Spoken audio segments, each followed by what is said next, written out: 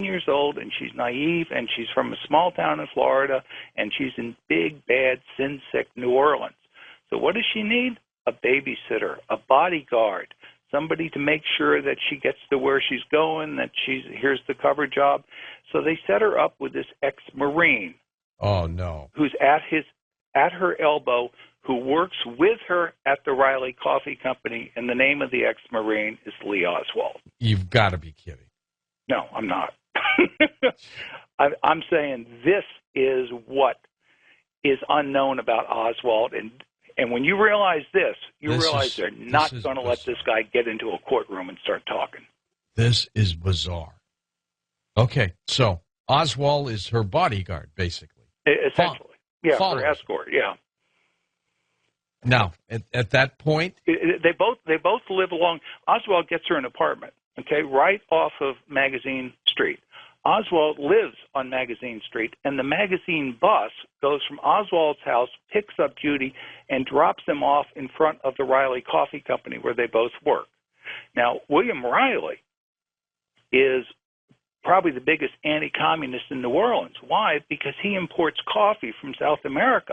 And if this communist revolution gets into these countries that he buys his coffee from, he's going to lose his free labor, you know? Right. It's a real threat to him. And the other guy that's the biggest anti-communist in New Orleans at the time is this Dr. Alton Ochsner.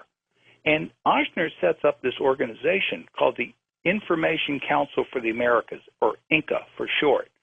And Riley is one of the founding members of this and one of the main financial contributors to it, as are some other very interesting people like Farley from California, who owns Schick and Technicolor and stuff.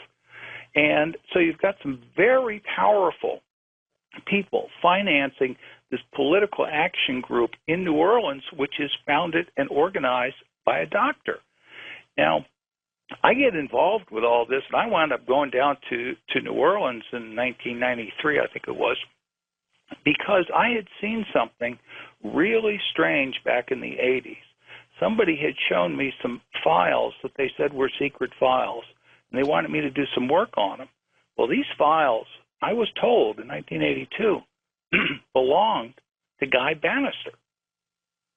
Who All right, was, and he was also down in New Orleans at the time. Yeah, well, right? he's the former head of the FBI in Chicago, who everyone who studies this says is running Oswald. He's Oswald's boss in New Orleans. He had a little office up there and everything.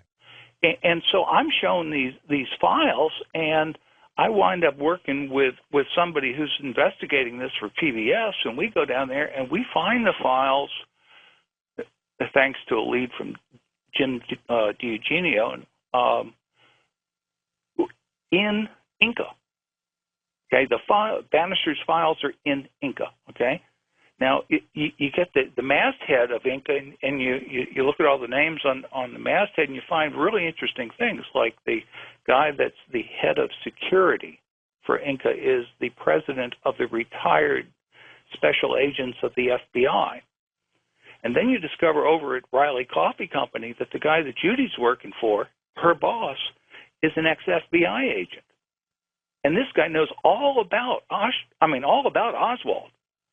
But he testifies to the Warren Commission, gives them information on Oswald and stuff, never mentions the fact that his secretary showed up at the front door of the coffee company day after day after day with Oswald at her elbow.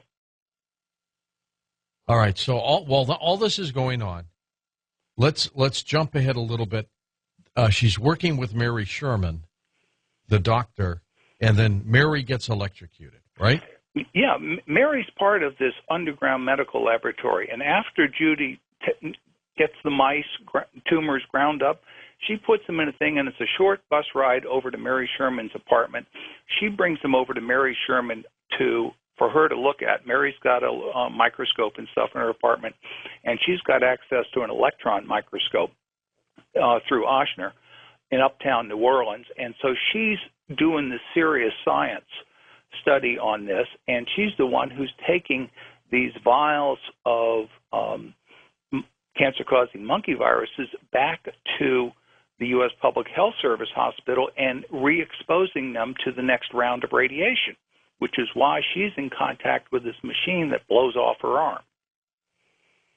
Okay, now, what does this Judy do at this point when Mary dies? Well, Mary dies in 1964.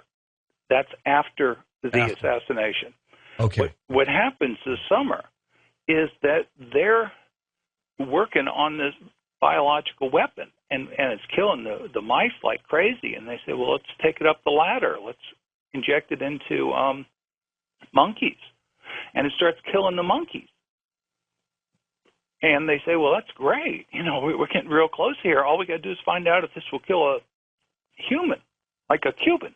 So they're really not too concerned about eradicating cancer. They're more concerned at this point with making a little weapon. That's right.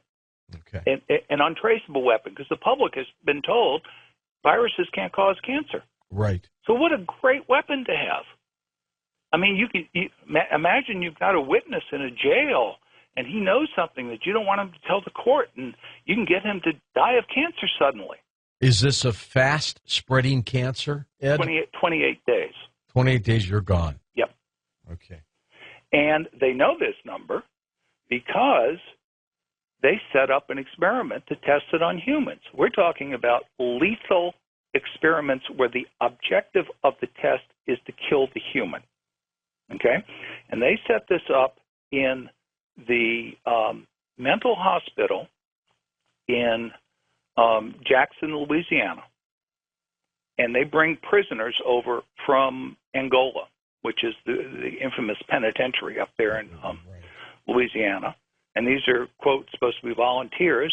And they bring them over there. They inject them with the stuff, and they watch them die.